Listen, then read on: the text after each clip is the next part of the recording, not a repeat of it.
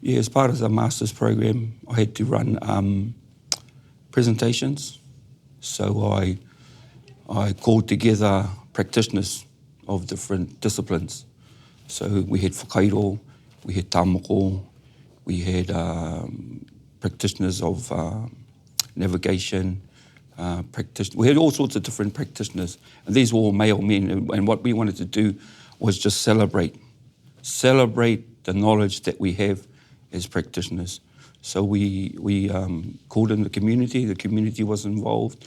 We had over between 40 and 50 men that came to the call. And these were men that just were interested. These were men that have gone to other places of well-being, but never really found anything. Because Tāne Rākau Ora returns to the ancients. It returns to Indigenous knowledge. And there's a lot of men's programs out there that don't have those concepts.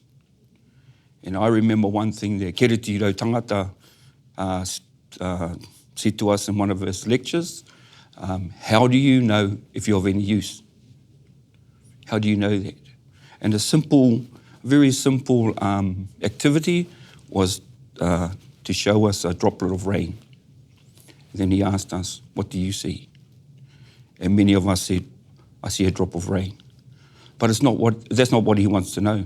He wants to know, can you see your ancestors travelling across the ocean? Can you see that starving child that has to walk 30 miles to get a bucket of water to feed his family? Can you see those things?